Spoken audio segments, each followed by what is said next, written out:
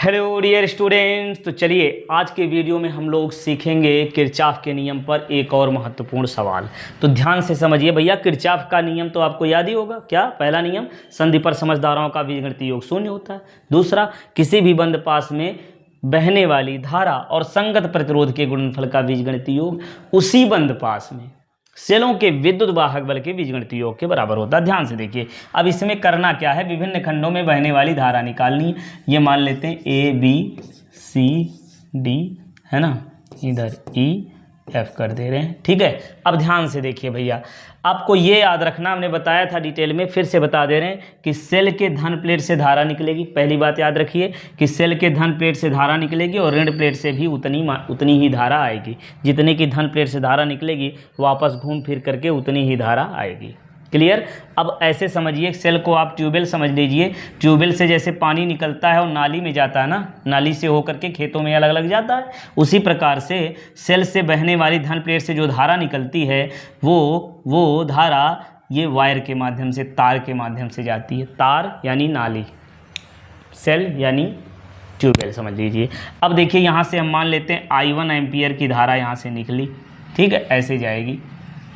Clear? तो यहाँ से जो आ रही धारा वो कितनी होगी, I1 मान ले रहे हैं, ठीक है। अब ध्यान से देखिएगा भैया, यहाँ पे दो मार्ग हो गया ना। ऐसे ही सोच लीजिए कि 10 लीटर यहाँ से यदि निकला है, कितना, 10 लीटर पानी यहाँ से निकला है यदि, तो ये देखिए इसमें से कुछ इधर जाएगा कुछ इधर जाएगा, है ना।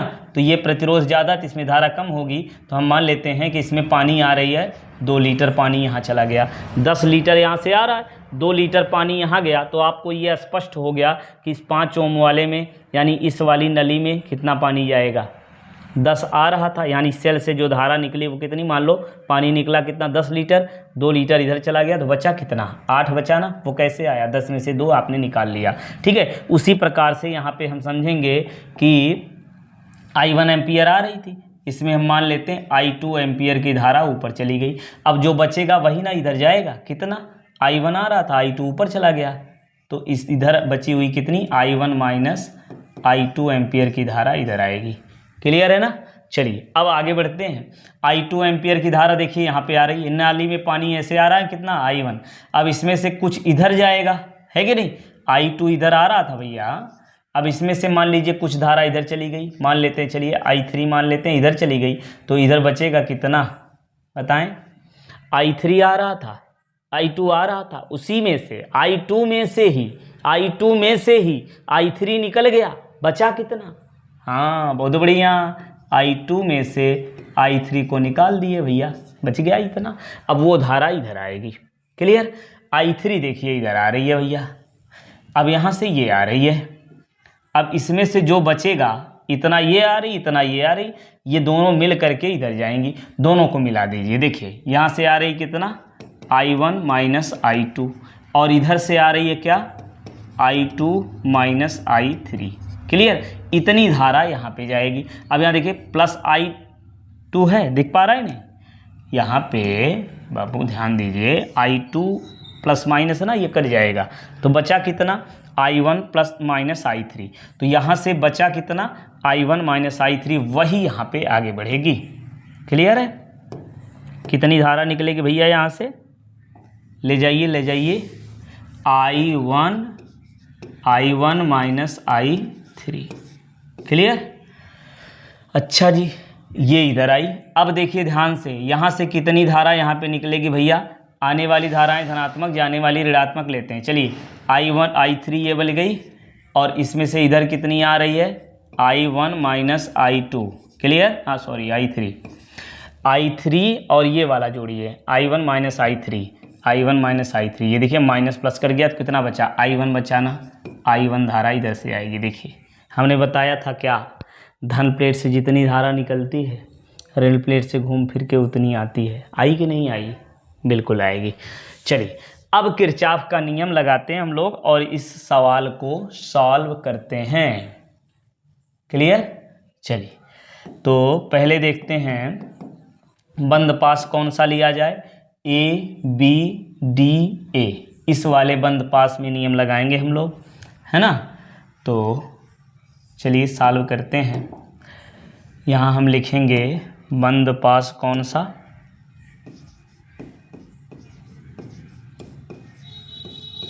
बंद पास ABDA, ध्यान से देखिएगा, ABDA में, ठीक है। अब देखिए धारा ऐसे जा रही है, तो जब धारा की दिशा में एक तरफ पकड़िए और चलते जाइए, धारा की दिशा में यदि आ रहा है तो प्लस में लिखेंगे, विपरीत आएगा तो माइनस करेंगे।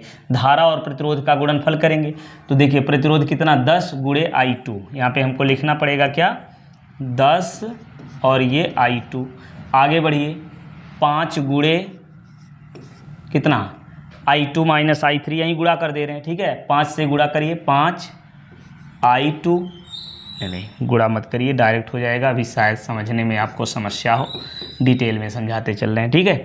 5 गुणे कितना लिखेंगे I2 माइनस I3, कितना मिला। अब सोचिए कि इसको प्लस में लिखना कि माइनस में, ऐसे धारा आ रही, यहाँ भी धारा ऐसे ही तो आ रही है, तो इसको प्लस कर लीजिए और आगे बढ़िए। अब यहाँ पे आया, फिर इधर जाएंगे जब हम, तो देखिए धारा इधर आ रही है और आपके जाने की दिशा इधर हो गई, देख पा रहे हैं ऐसे, ठीक है। आप क्लॉकवाइज चल सकते हो या फिर एंटी क्लॉकवाइज चल सकते हो, दोनों से होगा। अब ऐसे आ रहे हो तो ये माइनस में हो जाएगा, -5 इंटू कितना बनेगा I1 माइनस I2 बराबर, इसमें कोई सेल है नहीं है तो विद्युत वाहक बल 0 कर लीजिए। अब इसको सॉल्व करिए, 10 I2 और धन 5 I2 माइनस 5 I3 और -5 I1 और plus 5 I2 equal to 0। I2 देखिए 10 5 15 है ना, 15 5 20, क्लियर। तो ये हो जाएगा कितना 20 I2 हो गया। अब I1 देख लीजिए -5 I1 और ये -5 I3 इक्वल टू 0। 5 से सभी कट जाएंगी तो 5 से भाग दे दो, 5 चौक 20, 4 I2 minus I1 minus I3 0, equation 1 ये बन गया भाई। अब इसी प्रकार से दूसरा बंद पास ले लेंगे हम लोग, है ना। ये पहला बंद पास का काम हो गया, ठीक है। चलिए करके देखते हैं। अब दूसरा बंद पास लेंगे, कौन सा, यहाँ लिखना होगा बंद पास कौन सा, BCDB में, बंद पास BCDB में। अब तो समझ में आ गया होगा, वैसे ही इसको भी करिए, ऐसे ही करते जाइए, ठीक है। चाहे इधर का चलिए या फिर इधर का चलिए। इधर से चलेंगे तो कितना लिखेंगे, ध्यान से देखिएगा, यहाँ लिखना होगा 5 गुणे कितनी धारा इसमें I3, ये हो गई। और आगे आ जाइए, अब ये देखिए धारा तो इधर आ रहे हो ना, आप ऐसे ही आ रहे हो ना, क्लॉकवाइज चलिए या फिर एंटी क्लॉकवाइज, ठीक है। क्लॉकवाइज हम चल रहे हैं तो ऐसे चलोगे, ये विपरीत आएगा तो यहाँ पे -10 और ये गुणे I1 माइनस I3 करना होगा। आगे बढ़िए, अब ये भी देखिए इधर की आ रहे हो, इधर का जो है ये भी विपरीत दिशा में बन रहा है, तो -5 इंटू I2 माइनस I3, कोई सेल नहीं बराबर 0, ऐसे कर सकते हो। अब इसको सॉल्व कर लेते हैं फटाफट, 5 I3 minus 10 I1 minus plus हो जाएगा, minus plus 10 I3 minus 5 I2 और प्लस 5 I3 इक्वल टू 0। अब जोड़िए घटाइए, I3 इसमें 3 जगह है ना, तो 10 5 15 5 20, ये हो गया 20 I3, ठीक है। और I2 देखिए -5 I2 हो गया और -10 I1 इज इक्वल टू 0, ठीक है। इतना बना। देखिए हमने, अच्छा एक बात और, अभी क्लॉकवाइज चल रहे हैं ना, एंटी क्लॉकवाइज घूम के लोगे ना तब भी वही आएगा। देखिए कैसे, एंटी क्लॉकवाइज ऐसे घूमोगे, अगर अभी हमने ऐसे घूम के बताया ना, इधर को आ रहे थे 5 गुणे I3 प्लस किया, अब ये विपरीत आ रहा था, देखिए इधर आ रहे हैं विपरीत बन रहा है तो माइनस कर लिए, ये भी इधर आएंगे तो ये भी माइनस हो गया।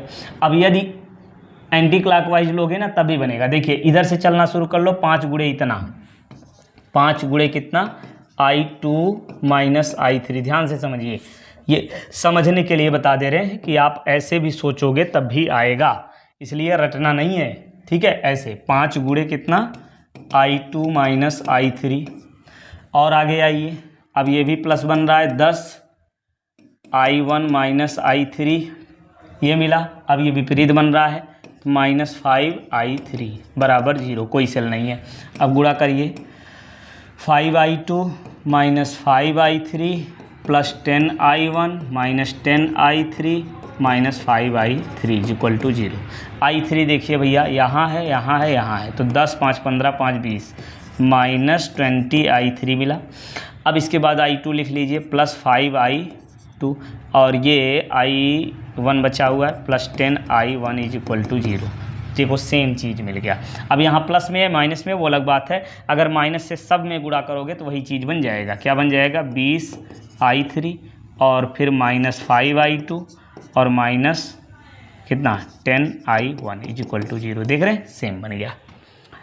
तो चाहे तो आप क्लॉकवाइज चलिए इस तरीके से या फिर एंटी क्लॉकवाइज चलिए इस तरीके से, दोनों से आएगा, है ना। आपको ये याद रखना कि जब धारा की दिशा में चलेंगे तो प्लस कर लेना है, विपरीत आएगा तो वहीं माइनस कर लो बस। ठीक, चलिए अब यहाँ से हम एक काम करते हैं, 5 से पहले भाग दे करके इसको थोड़ा सा छोटा कर देते हैं। ठीक है, चलिए करके देखते हैं। 5 से भाग दीजिए तो 4i3 माइनस i2 और माइनस 2i1, ये बन गया समीकरण 2। क्लियर। अच्छा, अब तीसरा समीकरण भैया देखिए ध्यान से, बंद पास आप लिख सकते हो ABCEFA, ये वाला, इस वाले परिपथ में भी आप चल सकते हो, या फिर ADCEFA इस वाले परिपथ में चल सकते हो। ध्यान से देखिएगा, इस परिपथ में चल सकते हैं। तो चलिए करके देखते हैं कौन सा। यहाँ से हम ले लेते हैं ये बंद पास, कौन सा ADCEFA, ADCEFA में। अब इस बंद पास में नियम लगाइए भैया, है ना। इसमें देखिए ऐसे ही चलते हैं, 5 गुणे कितना 5 गुणे i1 माइनस i2 और आगे बढ़िए प्लस 10 में गुणा करेंगे कितने का i1 माइनस i3 हो गया। और फिर इसके आगे आइए और यहाँ पे प्रतिरोध है तो धन 10i1 बराबर विद्युत वाहक बल 1 है। अब विद्युत वाहक बल की दिशा किधर होती है, ऋण प्लेट से धन प्लेट की ओर, इधर ये दिशा ना, और ये दिशा हम ऐसे ही चल रहे हो ना, ऐसे ही चल रहे हो तो ये प्लस में आएगा 10 बराबर 10। अब ये बन गया 5 से गुणा करिए 5i1 माइनस 5i2 और धन 10i1 minus 10i3 plus 10i1 is equal to 0। अब जोड़िए घटाइए भैया, i1 जोड़ लें पहले, 10 5 15 10 25, ये 25i1 हो गया। i2 की क्या कहानी है, माइनस 5i2 एक ही जगह है, और इसके बाद minus 10i3 is equal to ये 10 ये आ गया। तो भैया 5 से सब में भाग दे दो, तो ये 5i1 minus i2 minus 2i3 is equal to 2, ये बन गया समीकरण 3। अब क्या करें, अब एक काम करिए, पहले तीनों समीकरण को देखिए ध्यान से, देख रहे हैं। तो ये समीकरण 2 और 3 में i2 दिख रहा है, तो हम 3 में से 2 को घटा दे रहे हैं। ठीक है, 3 में से 2 को घटा करके i2 हटा दे रहे हैं। ठीक है, चलिए हटाते हैं। यहाँ पे हम लिखेंगे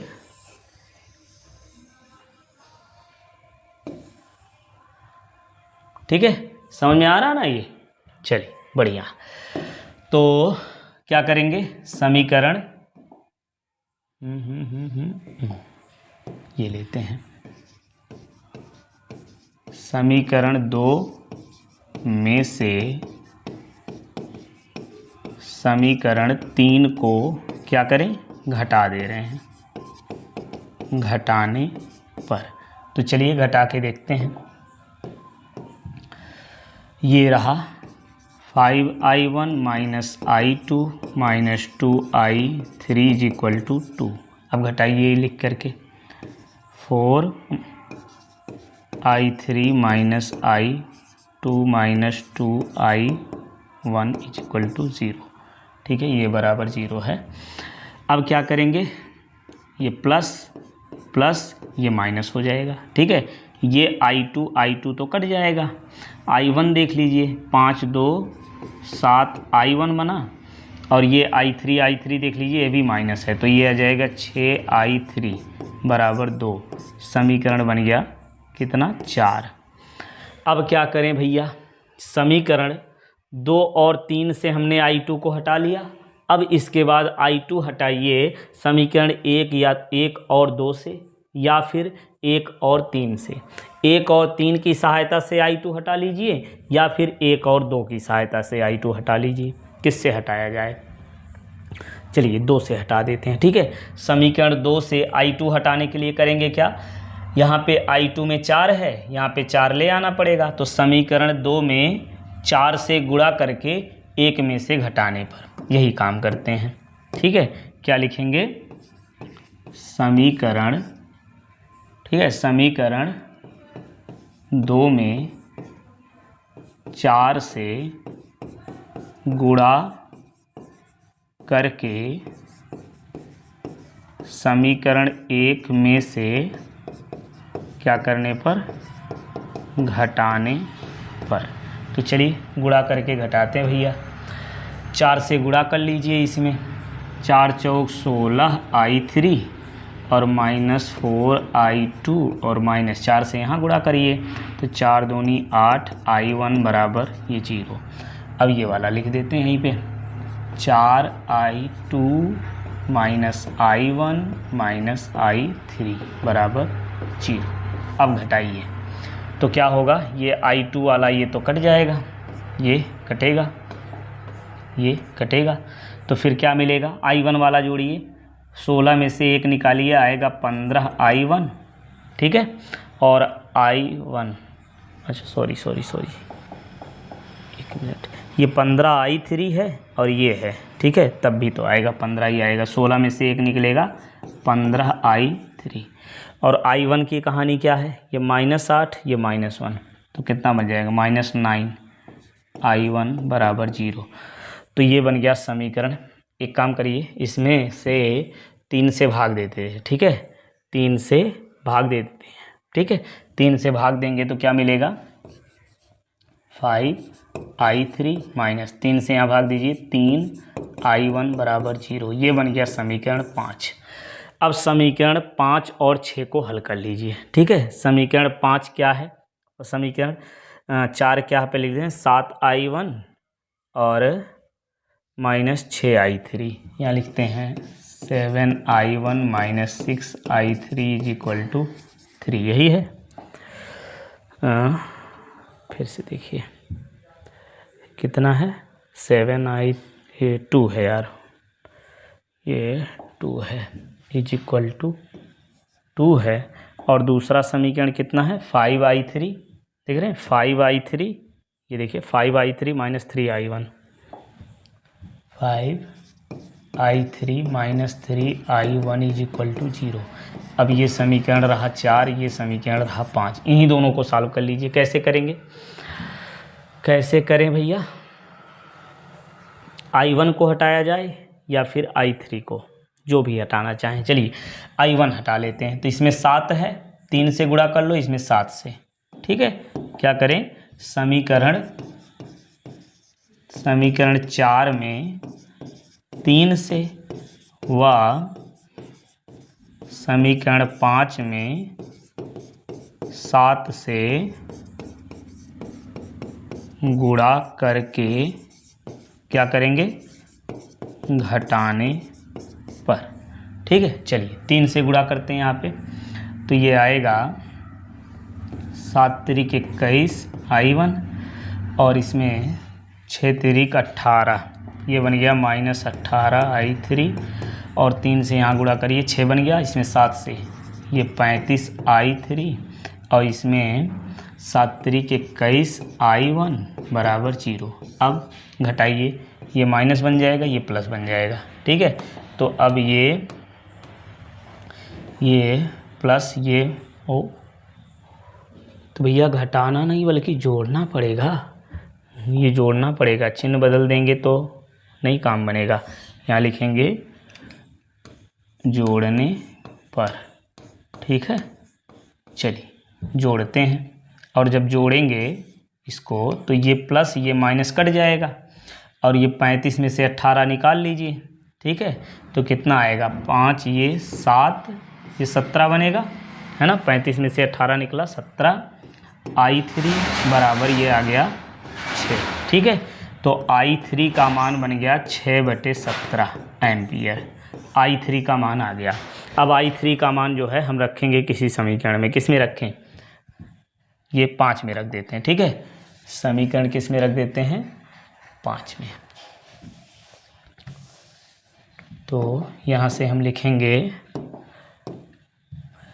I3 का मान, समीकरण कौन सा है, समीकरण 5 में रखने पर। तो चलिए रख के देखते हैं समीकरण 5 में। I3 का मान ये लिखिए 5 गुणे I3 का मान कितना 6/17 और माइनस 3I1 बराबर 0। इसको इधर करिए, 3I1 इज इक्वल टू 5 × 6/17। तो I1 इज इक्वल टू 5 × 6/17 × 3। 3 नीचे आएगा, 3 × 1 3 2 6, ये आ गया 10/17। कितना बन गया 10/17। ठीक है भैया, 10/17 ये I1 का मान आया 10/17। और क्या करना है, I1 I3 मिल गया। अब किसी समीकरण में जो है रख करके आप I2 का मान निकाल लेंगे। किस समीकरण में, चाहे 1 में रख दो या 2 में रख दो या 3 में रख दो, I2 का मान निकाल लेंगे। ठीक है, तो I2 का मान आप लोग निकाल के कमेंट बॉक्स में ज़रूर बताइएगा, और ये बताइए कि ये समझ में आया कि नहीं आया, है ना। यदि नहीं आया, नहीं आने का कोई प्रश्न ही नहीं उठता। आप ध्यान से पढ़ेंगे तो अच्छे से समझ में आएगा। कम समझ में आया तो एक बार फिर से देख लीजिए, अच्छे से समझ में आ जाएगा। तो फिर चलिए पढ़ते रहिए, स्वस्थ रहिए, मस्त रहिए। मिलते हैं नेक्स्ट वीडियो में नेक्स्ट न्यूमेरिकल के साथ। बाय बाय, टेक केयर, मिलते हैं फिर।